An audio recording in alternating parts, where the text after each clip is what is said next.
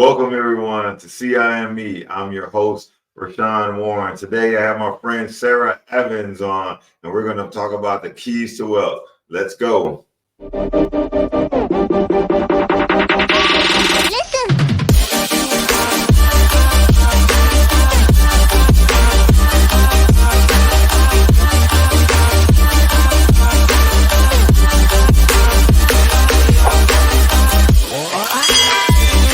Hey, welcome everyone. I'm your host, Rashawn Warren, and you are watching CIME. Today, have a special guest. I have my friend Sarah Evans. Come on in. How's everything going today, Sarah? Outstanding. Always a good day. So, we're going to talk about the keys to wealth and your journey and how everything's going on in the mind of Sarah Evans. So, Boy. Tell us a quick story about yourself. Tell us who you are. Well, I am Sarah. Obviously, I am not from the US originally. I came from London. And 30 years ago, I came to the US on a tennis scholarship and loved it over here, but went back home and was there for about 6 or 7 years. And I actually came on a 6-month sabbatical to take my diving instructor qualifications. And I ended up marrying my dive instructor. And that was 23 years ago or so, and we lived in the Florida Keys for 22 years, and then about 3 years ago we relocated back up to where I had a tennis scholarship. I really liked that area, and when COVID hit, property market went crazy. We were like, okay, let's time for change, and off we came. And then you ended up in the great state of Alabama. I did. Roll Tide. I never understood the whole Roll Tide thing because you're not actually at the University of Alabama, but I guess in Alabama, everybody screams Roll Tide, I guess. I know. Being here, I really should say Raw Lions. And I do say Raw Lions a lot because I am at the University of North Alabama. But the great state of Alabama, everybody knows Roll Tide. But UNA is where I played tennis, and this is actually where my office is now. I don't work for the university. I work for a credit union, Listed Hill Credit Union, but my office is actually based on campus. So for me, it was like, came full circle. It's like, how did I get so lucky? I get to be surrounded by students. I get to meet some really cool people. I get to be inspired by youngsters too, who see life very differently. They still have all the mistakes left to make that we did, but they, obviously they think they know it all. But it's really good because they just give you a completely different perspective on life constantly. And I think the generation or this current younger generation, I think they get a bad rap, but I've learned so much from them. And they're just doing things differently. They're reinventing the way things have traditionally been done. And I think it's very exciting. They just need a little bit of, little guidance, a few nudges. But I love being here. And the credit union are big supporters of UNA athletics too. And I grew up in sport. I still love sport. So for me to be around athletics on a daily basis is absolutely fantastic. The only thing is I can't keep up with them, but I try. Well, I think that what you said is amazing also. Like, you're learning from the youngsters out there. So at the University of North Alabama, you got all these young kids running around, but at the same time, you've got some of the brightest minds that are coming up. You're absolutely correct when you say, hey, they're doing things a little bit different than what we did. But sometimes midlife folks like us, we don't want to accept it. We're like, well, we didn't do it like that. Do it like this. But, but they seem to be more proficient and more creative in what's going on. And I think the university construct is definitely assisting them. But enough about them. We're talking about you. Right? So got it. So you're saying you're learning these lessons from the youngsters. They're teaching you new things every day. What is something that you can say off the top of your mind, like, hey, a youngster showed me this that you've been applying to your life as of late? Probably that they have important things to say, and they get frustrated because nobody listens to them. And they've got great ideas. but they're just sometimes not given the platform because we as the older generation are so busy trying to show them how to do things, that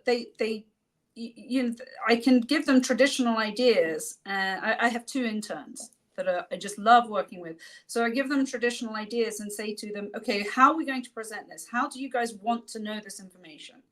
And they come up with these ideas. They've written games that we're now presenting to the students, because they say, the last thing a student wants to do is do another class on financial education. They don't want to sit in another class.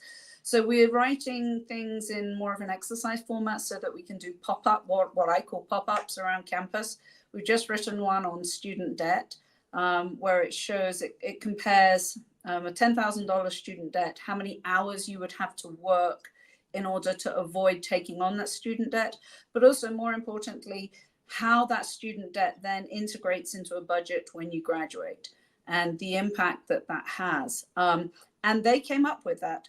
I knew I wanted to do some kind of exercise and something different, but my interns came up with the way that they wanted to present the information. And we've just done 2 really interesting surveys on campus that was asking a question, what do you want to learn about? And in what format do you want to learn it? And the feedback has been quite incredible. They want to know about savings, which is really encouraging. Some want to know about investing, but they want to know how to save. A lot of them want to know about business and how to start businesses.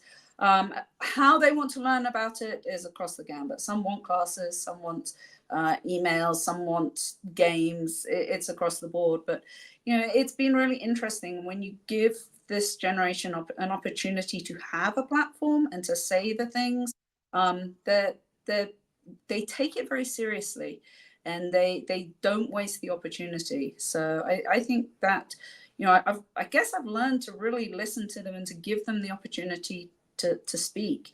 That's really good. They don't just come to you because they need help. They do come to you because they need help, but they come to you with ideas of better ways that we can help their peers as well. They're very caring. They're a lot more caring than I think my generation were. We were a little bit harder. Yeah, that's probably the case. Hey, so we're going to go to a quick commercial break, Sarah. Then we're going to come back and we're going to delve a little bit more into your trip from London to the U.S. and your perspectives. Hello, welcome to Veritas. I'm your host, Adam Colazetti, and I'm here to guide you on a meditative adventure like no other. Join me and lose yourself in your imagination as we travel the outer reaches of the cosmos, quest for powerful talismans, and explore the inner realm of your subconscious. What might you find along the way? But be warned, fair traveler, this path is not for the faint of heart. On this path, of one thing I am certain, dragons be here. Are you ready?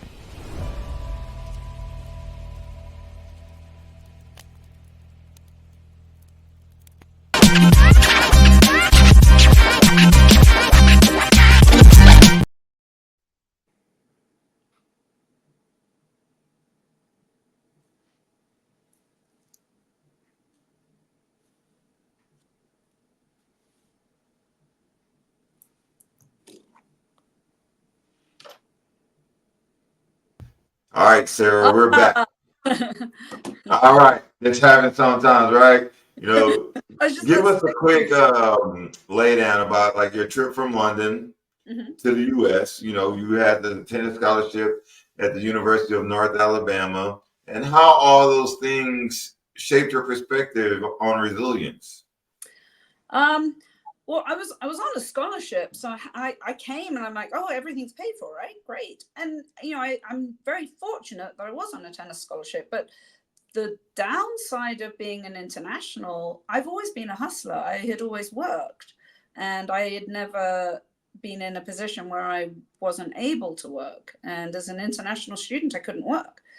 There were a few things on campus I could do, but with college, with classes and with practice and with everything else, they just didn't work. So it was it was frustrating actually for me to not be able to hustle and to earn the extra money, which then meant that when I did go back to London, I had to work twice as hard, and I had to work multiple jobs over the breaks when I was able to. But it also taught me, okay, there's no money, so the expenses have really got to be managed. And I look at how students spend their money today, and there was just no way that I could have that kind of expenditure, because every single penny that I spent was had to be replaced somehow, or had to be earned somehow.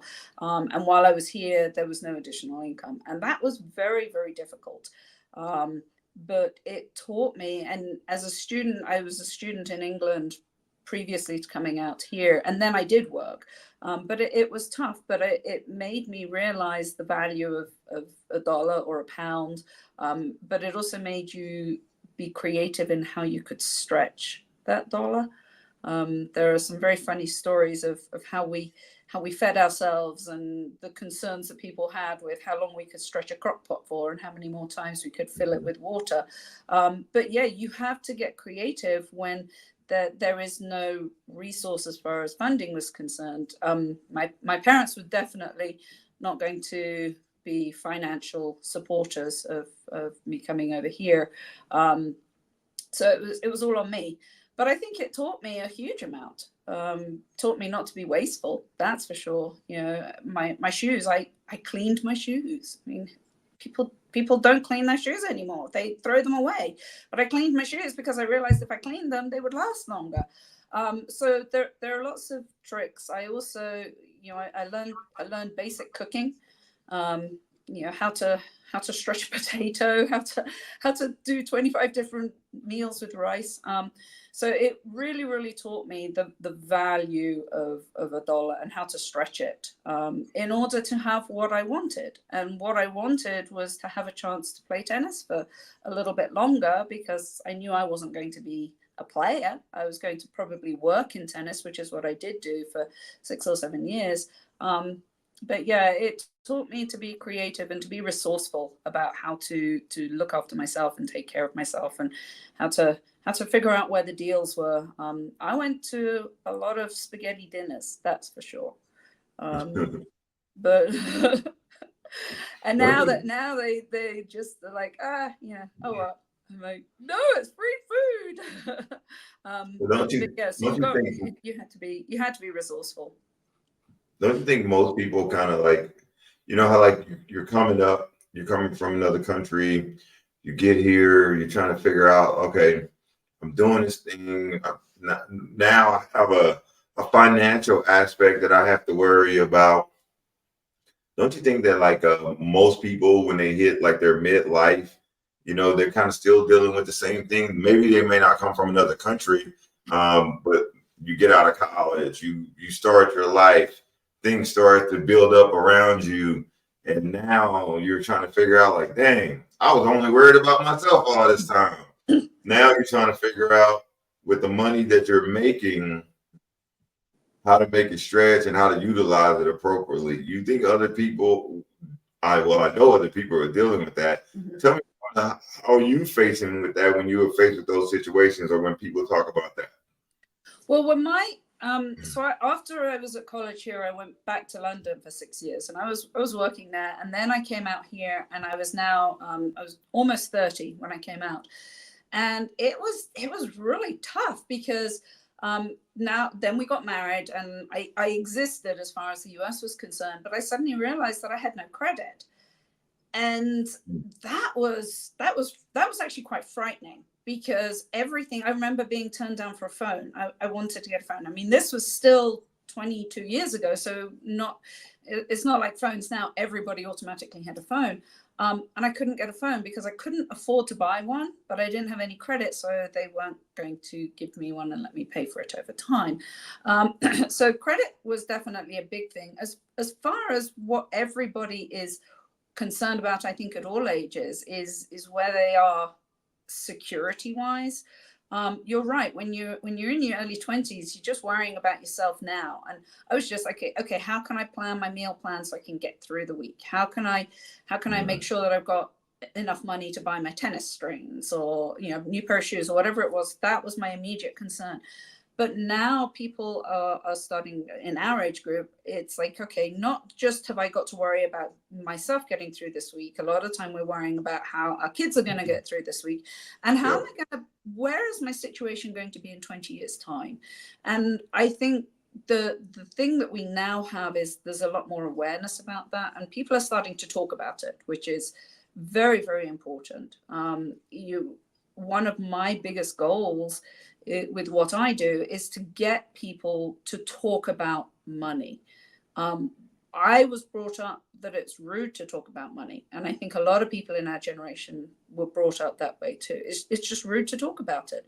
Well, consequently, nobody realizes that everybody has difficulties and everybody's in the same boat, but yet everyone's trying to keep up with each other, not realizing that all these other people that they're trying to keep up with are in debt or have financial insecurity, or they're just as worried as everybody else is. So I think the fact that we're starting to talk about it is really, really important. My biggest challenge, as I said, was trying to establish credit. And back in, this was like 2001, there really wasn't the internet around. It was just starting. It was around, but it wasn't everywhere. We certainly didn't have it on our phones. So it was actually difficult to find information. We were also living in a tiny little island. We were living in Key West. There wasn't big city stuff.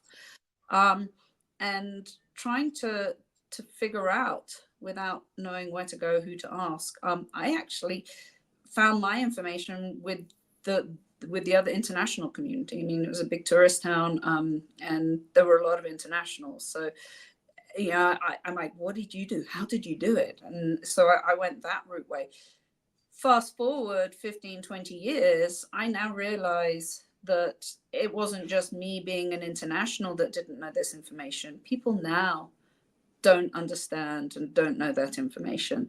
And I know how frustrating it was for me back then. And it was quite frightening because I couldn't get anything. And, you're trying to apply for housing, and they're like, we're going to run your credit. Not housing, employment. We're going to run your credit. I'm like, I don't have any credit, So it's a big issue. And that, for me, that's one of the driving forces with what I do, is getting people to understand not just the credit system, but the system in general.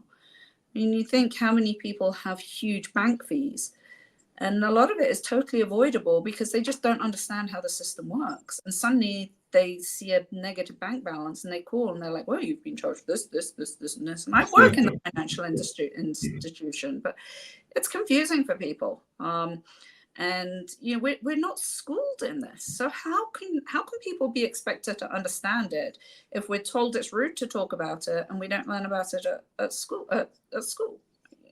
Where do people start? Fine if their parents are very financially adept. That's great, but not everybody's parents are. And I come across so many people that they're just stumped. They don't know where to start.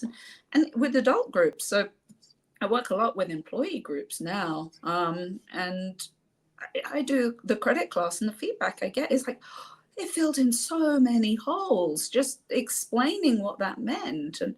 And I thought it was just me being, a 30-year-old from a different country, but it's not. We have big holes in what people are expected to know, but don't know where to find the information. So, we have to start somewhere. I'm not gonna solve every problem, but we have to start. We have to start helping people, help them understand, because people want to help themselves.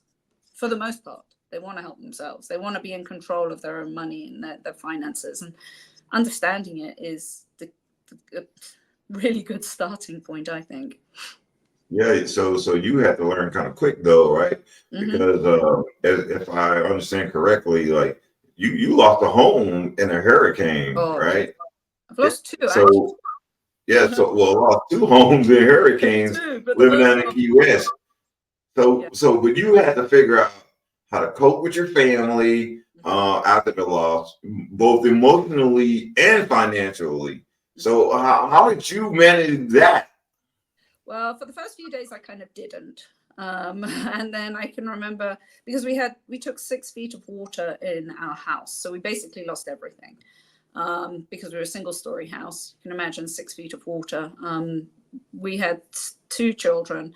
I had actually evacuated to Orlando, but my husband had stayed, and he called me. Well, first of all, I didn't talk to him for 48 hours after the storm because everything was down in Key West. I had no idea what was going on. That was very stressful. But he finally called me and he said, don't come back until you have to, because that's how bad it was. We eventually came back about a week later, at which point, shortly after we got back, I mean, everything, he'd already started ripping out the walls, ripping up the floors. We had no beds.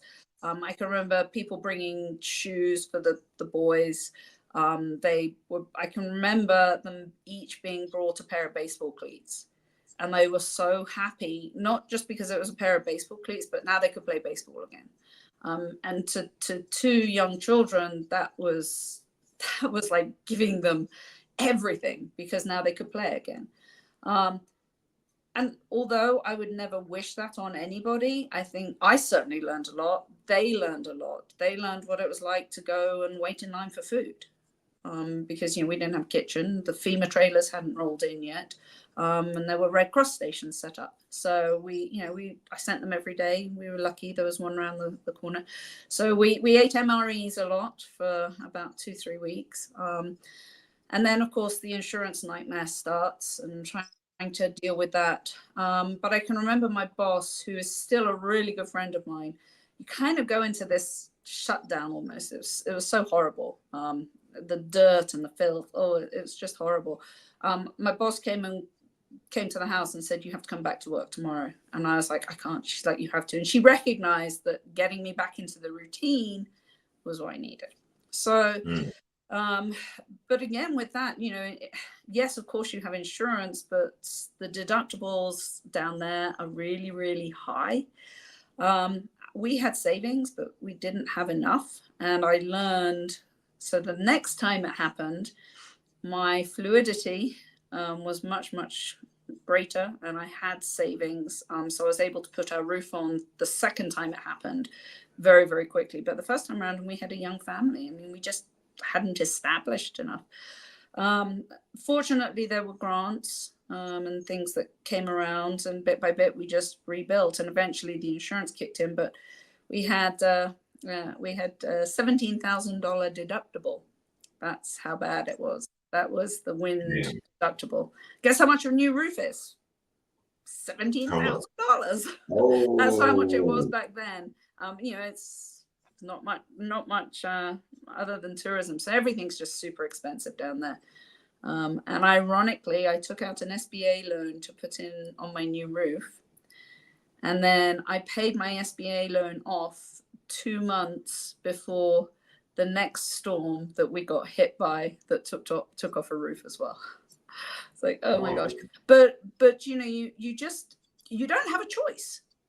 You can, okay, I sat and felt sorry for myself for a few days, but then you don't have a choice. You have to keep going. You have to get back to work. You have to start rebuilding the savings. You have to save money where you can. You have to do as much of the repair as you're on your own as you can. And we were lucky. We did have a FEMA trailer, and we lived in that for 6 months as well, which then enabled us to do a lot of the repairs.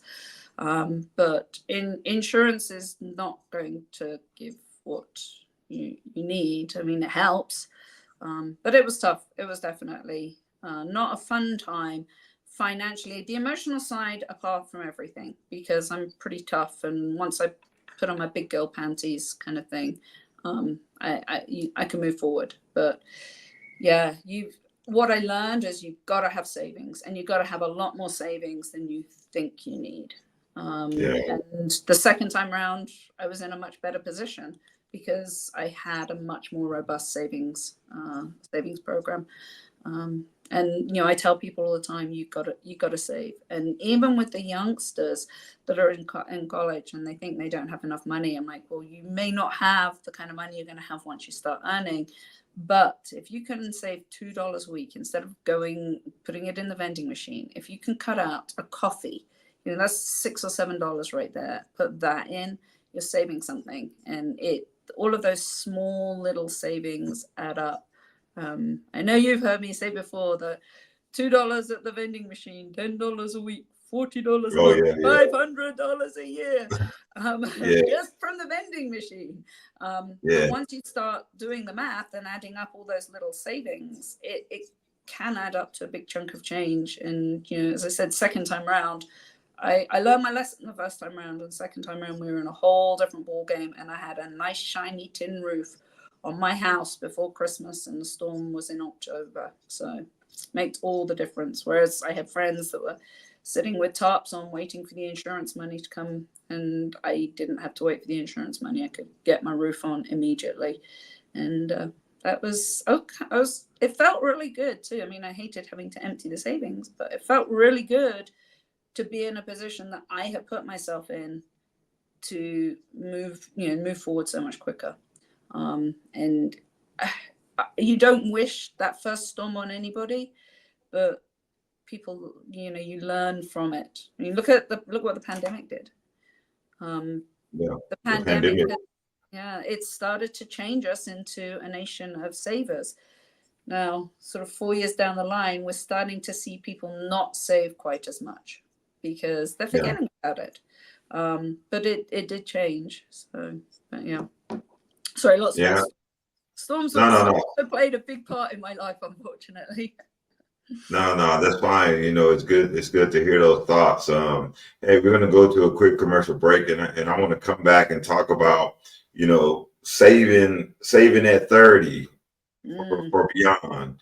I think that's a good topic to hit.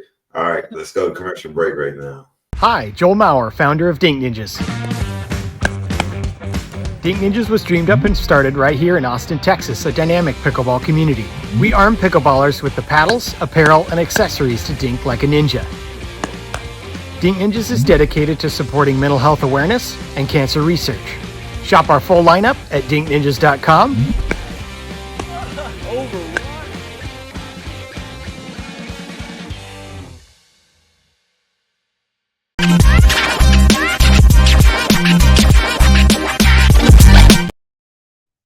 All right, so we got hurricanes happening. We're moving from country to country. We're in a new environment, making the food stretch on a crock pot. So we got a lot of things happening in your life. But since you're in a financial institution and you see people like trying to work through their monies every day, what is the importance? You talked a little bit about getting through the hurricane and having money saved up so you can continue to move forward and take care of your family.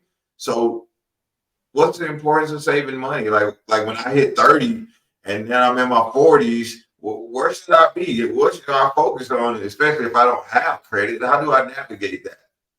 Well, I think probably the most important thing is it is always a good time to start. Always. It doesn't matter whether you are 2, whether you are 22, or whether you are 62. If you haven't yet started, it's always a good time to start.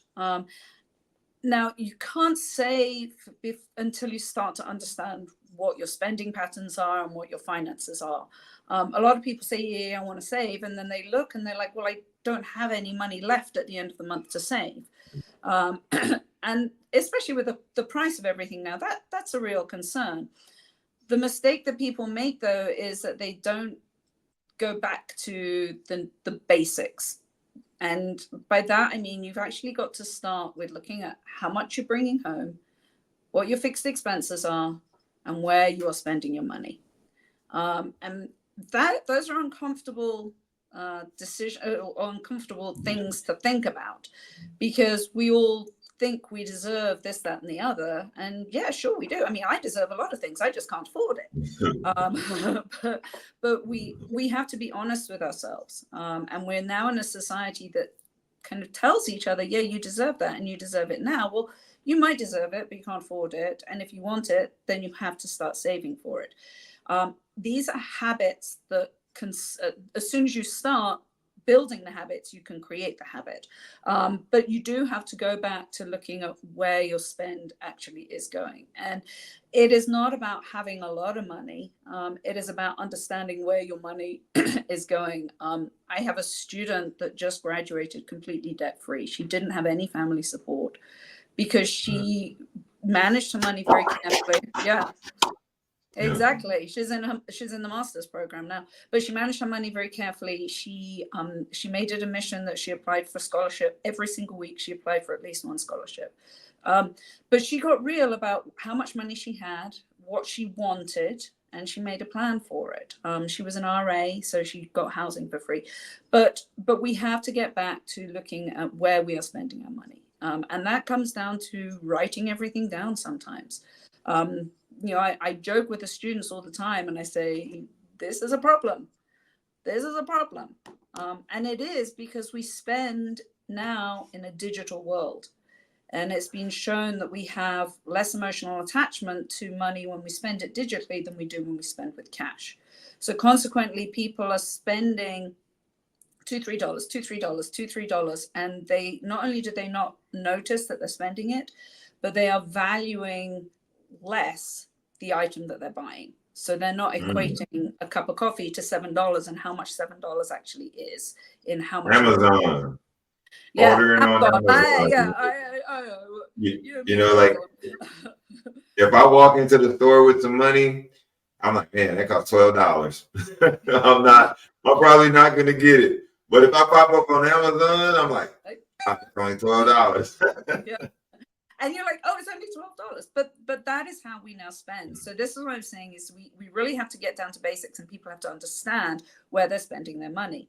Once they understand where they're spending it, then they can start to see what is unnecessary. At that point, when you go back to the beginning of the month, you can say, okay, I've got, let's use $1,000 because it's easy math. I've got $1,000.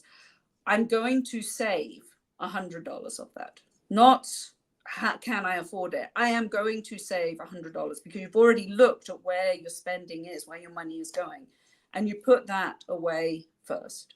And if you never see the money, you're not going to spend it.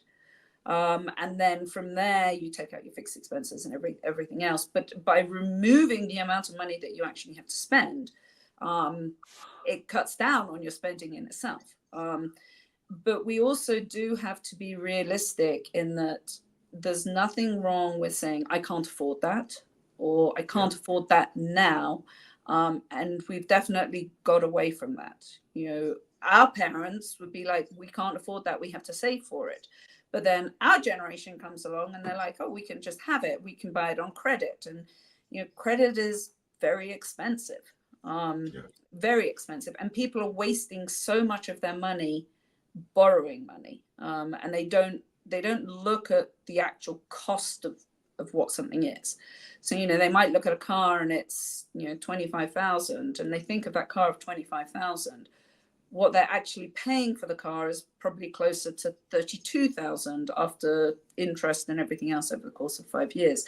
So it really does come down to being brutally honest with yourself about what you need, what you want, and where those savings buckets are going to be. I love having different savings buckets. It's all fine and well saying I'm saving, but if you've got $10,000 in saving, you're like, oh, I've got $10,000 saved, and you go and spend $8,000 of it on a vacation, is that really good use of your savings? No, because now you come back and you need 4 new tires and your savings has been completely depleted. So it's also not just about understanding where you're spending your money and saying, okay, I'm going to save, but being more strategic with your savings. So, you have your emergency savings fund. Once that pot is full, great. Put that pot to the side so that you have it. And when that roof needs replacing before the insurance payouts is come, that's your fund. But then you also have what you're saving for a new car, what you're saving for a vacation, what you're saving for a new pair of shoes, what you're saving for Christmas. So all of these different little buckets, so that when you do go on vacation, you can spend the money that you've specifically put aside for vacation. You're not taking out of an emergency fund, or you're not taking it out of the kids' college fund or something else. And with that, it's very, you can then spend guilt-free, essentially, because you've saved it, you've saved the money specifically for that thing. And then when that item comes around, or when Christmas comes around, or you get the opportunity to go to a family reunion, you've got the money saved and you're not having to go into debt. But people don't understand the cost of debt, and that's a big problem too. They just don't see, they don't look at it as the bigger picture. They think, okay, I can afford $150 a month. They can afford $150 a month, but they're paying so much more for it than that money that they're paying in the interest that could be going into the vacation fund or something else. So definitely to be a little more strict. It's not just about saving, it's about being strategic with your saving. And then obviously, you have the investment funds and the 401ks and everything else, but for a lot of people, they're not at that point yet. You want to get the stability, and having emergency saving funds is going to give you the stability. And from that point, then you can look at more long-term financial health, which is when your bigger investment accounts and 401ks come in. That being said, so many employers now do offer the 401k plans, certainly in the US, and you have to make sure that you are maxing out on any matching, because otherwise you're leaving money on the table. So if your company will match up to 4%, you better make sure 4% is going in, because otherwise you're giving them money away. But yeah. Savings is so important, but you can't save until you understand what you're doing with your spending. Yeah, like you say, getting back to the basic concept of money management, right? That's kind of where we're at. I think about when I was in college, I had a credit card, didn't understand the credit card, so I wasn't like that savvy with it. So what I did was I used that card, and I was a scholarship athlete, so I didn't have any money to pay back onto the card. So basically I put myself in a hole, and I was unable to pay because I didn't understand. I wasn't taught about how to do credit or how to manage my money. I was just a broke college kid. Somebody tricked me and gave me a card, and I used it, and when I got out of college, I had never paid on that card, and now I'm in debt before I even get started, right? And once I finally had a job and got started, there were a lot of things that I couldn't get right away because I had abused my credit. Like I was turned into some collection agency saying that, hey, you owe this, you owe that. I wish I would have been taught about those things because those things travel right into my adult life, and I had to deal with it. So everything that you just laid back down is absolutely true. I think so many people don't get that, I would call it schooling about financial etiquette and how to utilize not only your credit card, but how to utilize your bank account, appropriately as you're going through life, or, establishing credit for those who are coming up behind you. I got a credit card in Rakim's name for him to use his credit card. Hey, use this, dude. I paid a bill because I had to pay all the stuff anyway. But the premise behind it was, or is, because he's still in college, is that, hey, you know what? When you get up and moving, you're going to have some credit. Yep. And it's going to show that you have the ability to pay things on time, in full, in a timely manner. Yeah. If I left it up to him, I'm pretty sure he'll jack it up and he'll be just like I was. But I learned up those cars again. Oh yeah. But I learned that lesson. So I was like, hey, I learned it. Let's give you an opportunity to go through it. We're gonna go to a quick commercial break, and we're gonna come back to our final segment, and we're gonna talk about a few things. But I also want you to give some poignant advice to the people out there to help them to grow. What you're giving is awesome right now. So let's go to a quick commercial break, and we'll get right back into it. Focus up. Hey man, zoom in. Welcome. My name is Chris Rubio of the Rubio Method. Soak it in. Wear it as a nice sweatshirt, a nice yellow sweatshirt. See if it fits. And it may be something you say, okay, I'm listening to you, but I don't really like it. Not for me. What the hell are you thinking? You have no idea what you're talking about. You have issues because of your bad taste.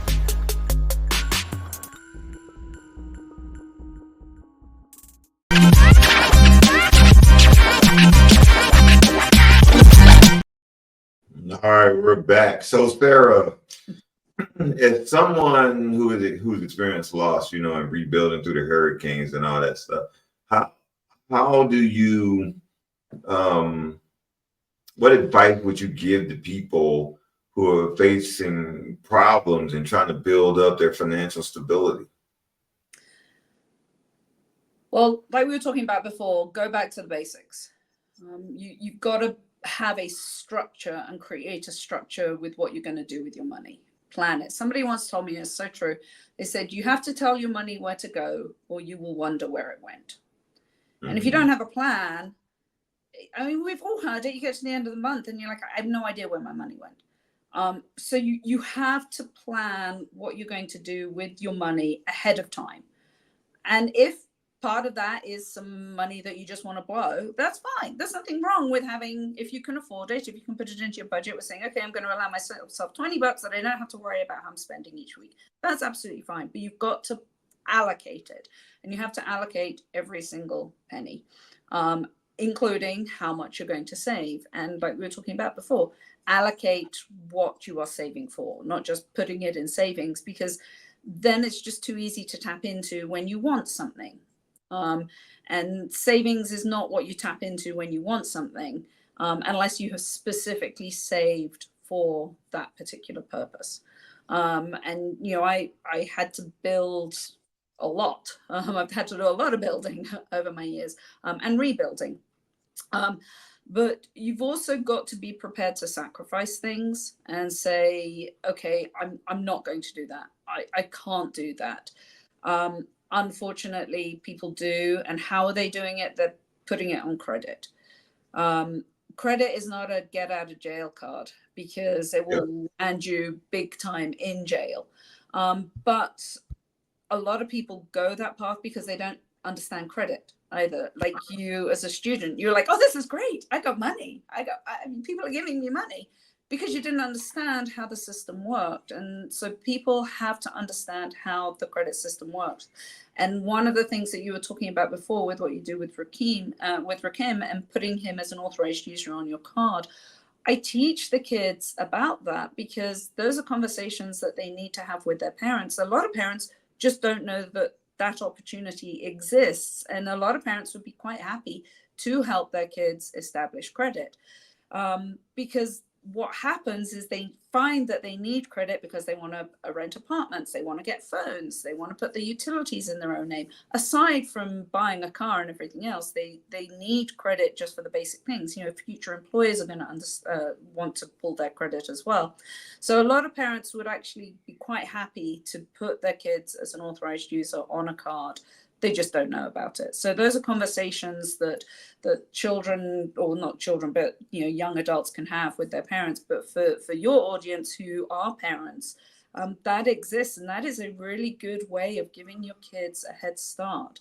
The other thing, though, is there are more and more financial institutions now that are developing financial education programs. I am very fortunate in that I work for an organization who has a CEO that really values financial education. But Shout out to Brad. Yeah, Brad Green.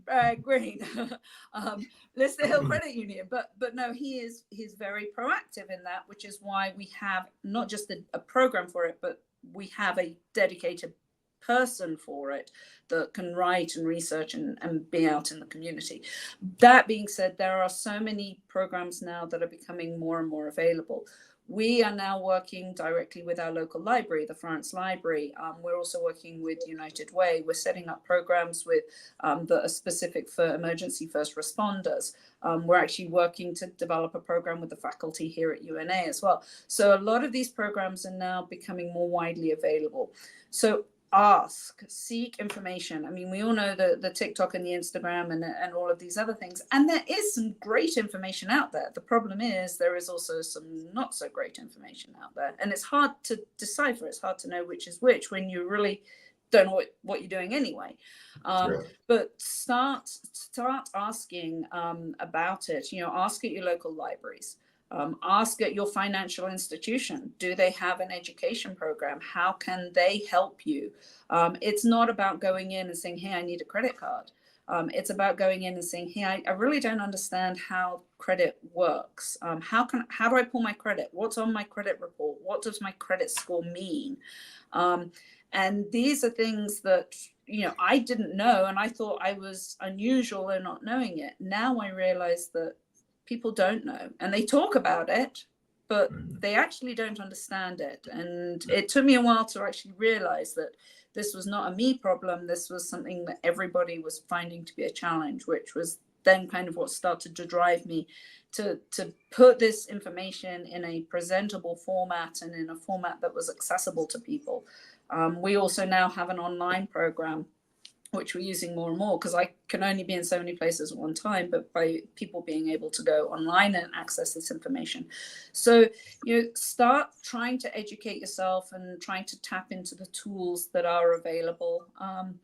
There's it's not a new method. There's a method that I have fallen in love with. I actually, I first heard about it on a trip to Japan, and it's called Kakibo.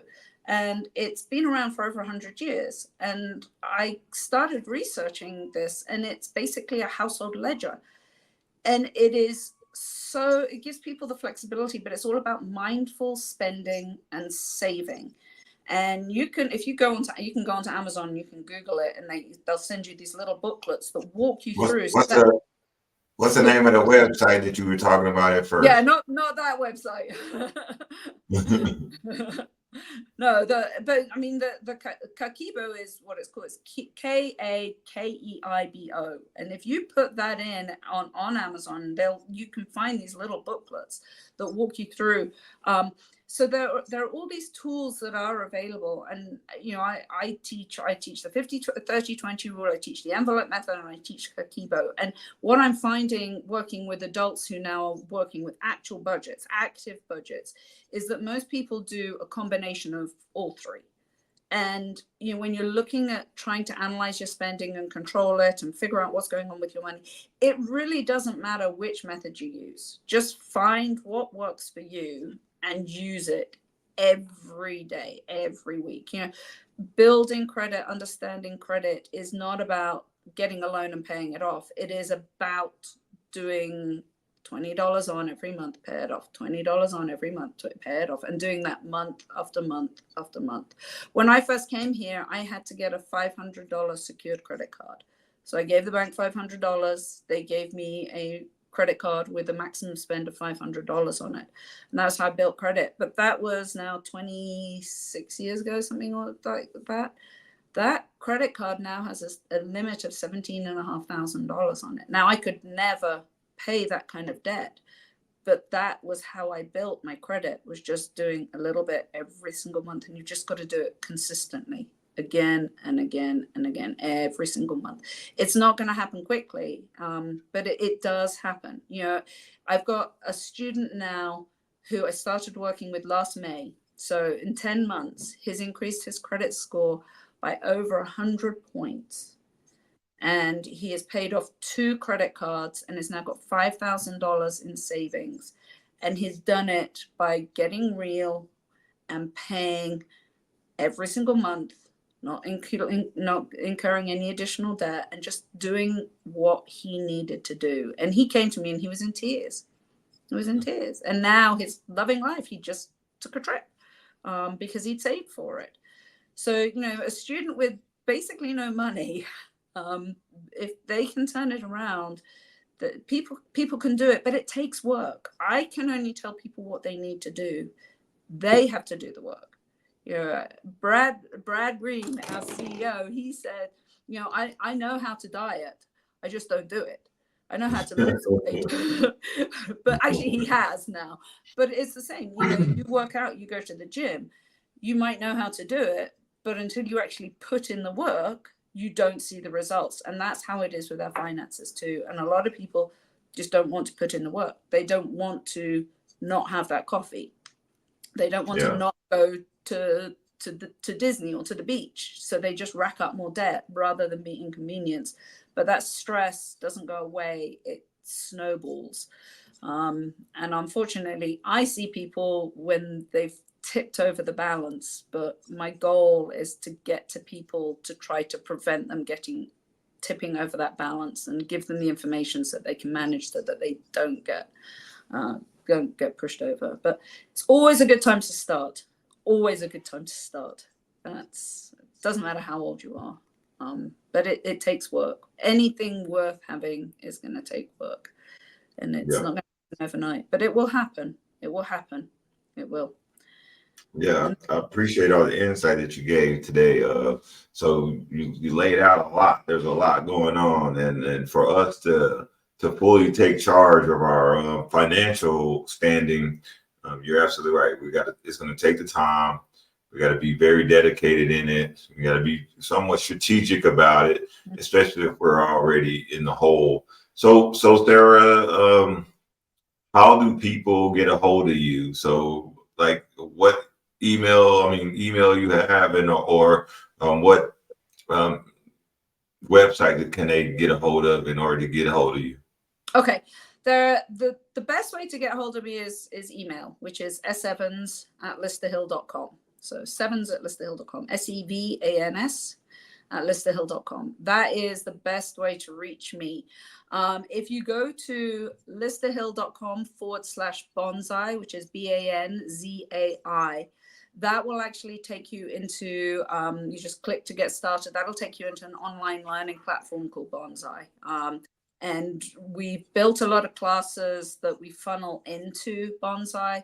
It's got probably 200 to 300 little bite-sized articles. It's very, very user-friendly, and they're all 2 to 3 minute reads. They've got some great calculators too on that. That has been instrumental really in me being able to explode my program, because I can send people to that. It's like a backup. And it's also available in different languages. So when you go into Bonsai, there's a little toggle. It looks like a little world at the top. You just click on that and you choose the language that you want it in, and then it will automatically deliver the content in whichever language you select, which in some areas is really, really valuable. But it's very user-friendly. And if you need additional help, you can always reach out to me. I am based in the Northwest Alabama region. But if you need, if you have an employee group, I work with employee groups. I work a lot with youth groups in the schools. I work a lot with, and then obviously at the university. That being said, if you are in a different area, I do recommend reaching out to your local credit union, because the credit unions are definitely leading the way in financial education. Now, that's not to say that some of the banks don't have great programs too, because I'm sure some of them do. But as a credit union movement, we definitely have led the way on financial education initiatives. So if you're living in a different area, there will be a credit union nearby. Reach out to them. If they can't help you, I'm sure that they can tell you of another credit union in your area that might be able to help. Or again, local libraries for information as well. All right. Well, Sarah, thank you for being a guest today. Thanks for sharing all the information that you got in that head of yours. And we really appreciate it. Everyone out there, I am Rashawn Warren, and you have been watching CIME. We will see you next time. Listen.